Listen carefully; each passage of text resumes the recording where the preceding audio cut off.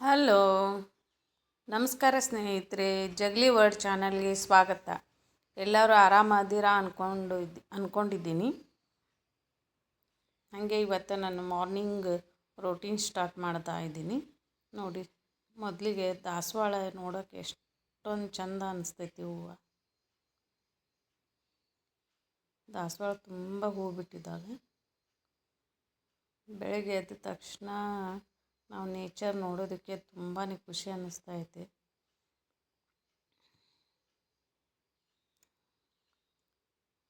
ನೋಡಿ, ದಾಸವಾಳ ಹೂವು ಗಿಡ ತುಂಬ ಬಿಟ್ಟಿದ್ದಾವೆ. ಮತ್ತು ಸೂರ್ಯನ ಕಿರಣವನ್ನು ನೋಡೋಕ್ಕೆ ಭಾಳ ಸುಂದರ ಅನಿಸುತ್ತೆ.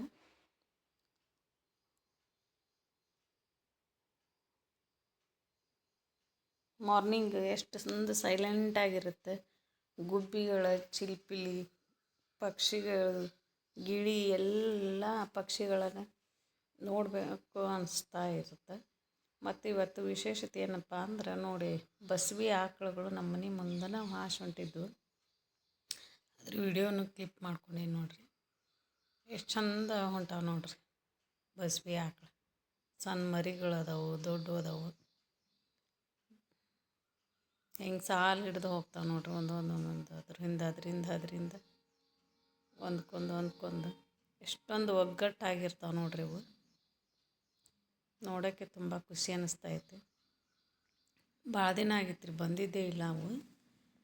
ಇವತ್ತು ಏನೋ ಅಕಸ್ಮಾತಾಗಿ ಹೊಂಟಿದ್ವು, ಹಾಗಾಗಿ ವಿಡಿಯೋ ಮಾಡಿದ್ದು ನೋಡ್ರಿ ನಾನು. ಎಲ್ಲರೂ ನೋಡಲಿ ಅಂತಂದು, ಕೋಟಿ ದೇವತೆಗಳನ್ನು ನೋಡಿದೀವಪ್ಪ ಅಂತಂದು ಖುಷಿ ಅನ್ನಿಸ್ತಾಯಿತ್ತು ನಂಗೆ. ನೋಡ್ರಿ, ಮರಿಗಳು ಎಷ್ಟು ಚಂದ ಅದಾವೆ.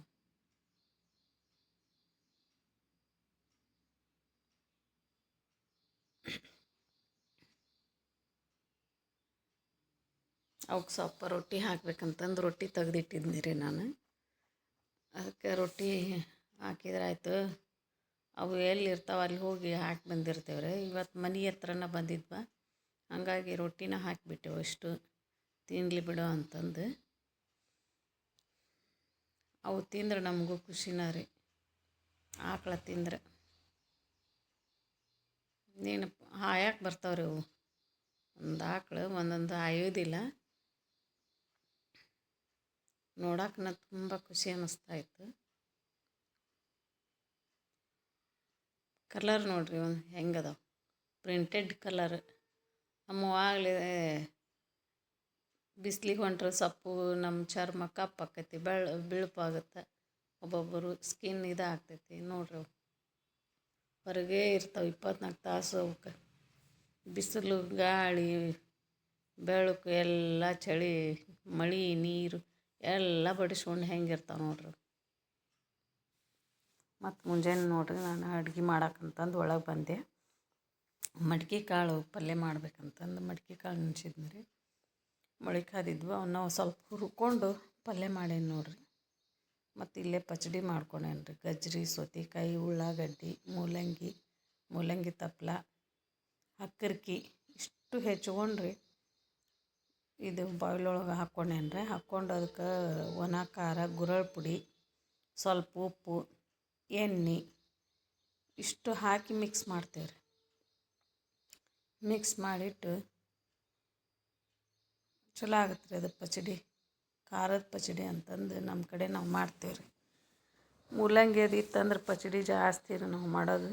ಎಳೆ ಸೌತೆಕಾಯಿ ಎಲ್ಲ ಹೆಚ್ಕೊಂಡು ಮಾಡಿದ್ರೆ ಅಂಕರ್ ಭಾಳ ಟೇಸ್ಟ್ ಆಗುತ್ತೆ ರೀ. ಇವು ತೆಳ್ಳನ ರೊಟ್ಟಿ ಮಾಡಿ ಇಟ್ಟಿರ್ತೇವಲ್ಲ, ಅದ್ರಾಗ ಅಂಕರ್ ಭಾಳ ಸೂಪರ್ ಕಾಂಬಿನೇಷನ್ ಇದೆ ರೀ ಪಚಡಿ. ನೋಡಿ, ಅಷ್ಟು ಮಿಕ್ಸ್ ಮಾಡ್ತೇನೆ ರೀ.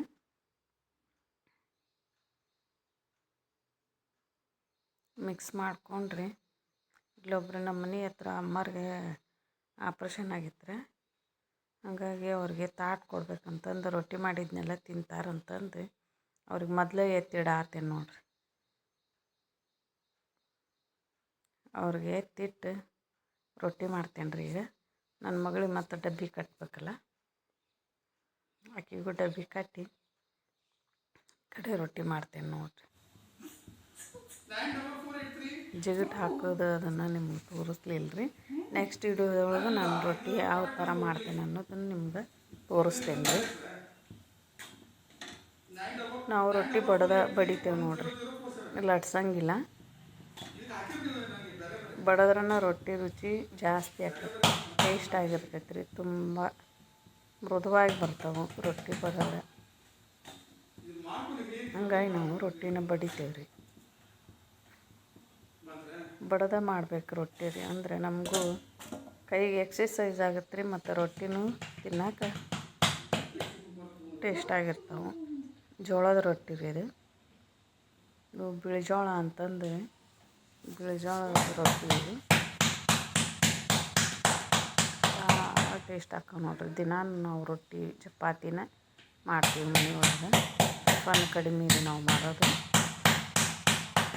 ನನ್ನ ವಿಡಿಯೋ ನಿಮ್ಗೆ ಇಷ್ಟವಾಗಿದ್ದರೆ ಲೈಕ್ ಮಾಡಿ, ಶೇರ್ ಮಾಡಿ, ಸಬ್ಸ್ಕ್ರೈಬ್ ಮಾಡ್ಕೊಂಡು ನೋಡಿ. ಧನ್ಯವಾದಗಳು.